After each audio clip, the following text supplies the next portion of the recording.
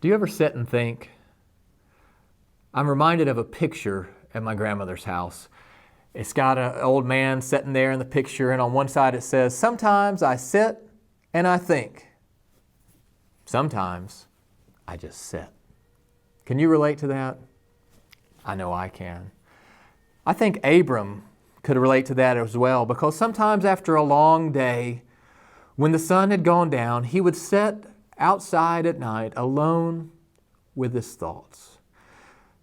Abram would think about all the promises that God had made to him, but Abram would think about all the problems with those promises and how they weren't coming true and perhaps they never would. While Abram was out one night having those thoughts, God came to Abram. I wonder what Abram felt like to be in the presence of God. I wonder what it feels like for you when you realize that God is right there with you. So God spoke to Abram. This is in Genesis 15. It says, "Do not be afraid, Abram. I am your shield, your very great reward." Then Abram shares what he's been thinking about. "O sovereign Lord, what can you give me since I remain childless, and the one who will inherit my estate is Eleazar of Damascus?" And Abram said, "You've given me no children, so a servant in my household will be my heir." Abraham says, "You've made all these promises, but there's no one for me to give all that I have to. I don't have a child."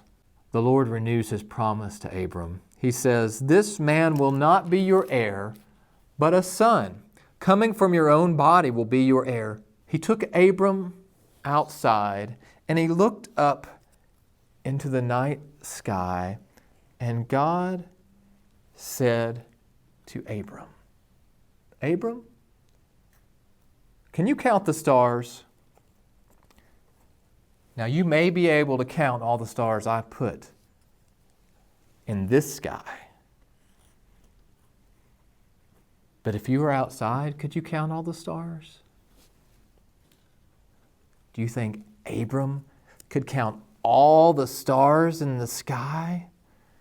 There were so many. He couldn't count them all. Then God said to Abram,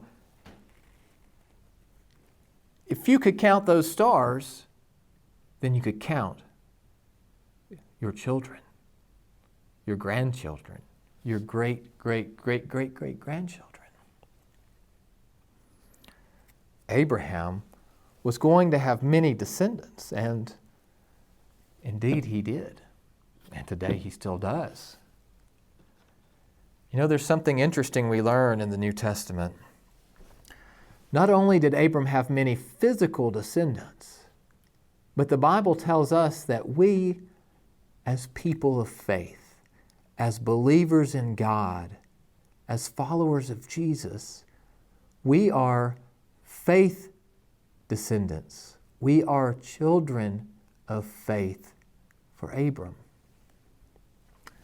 So this star might represent me. And this star could represent you. I wonder how you feel when you think that 4,000 years ago, God was thinking about you as he showed your star to Abram. I want to share a picture with you for a minute. Some of you may see yourselves in this picture. There are people in this picture from about 9 years old to nearly 80 years old. They all love each other, and they are all one of God's stars. Can you say that? Say it with me. I am one of God's stars.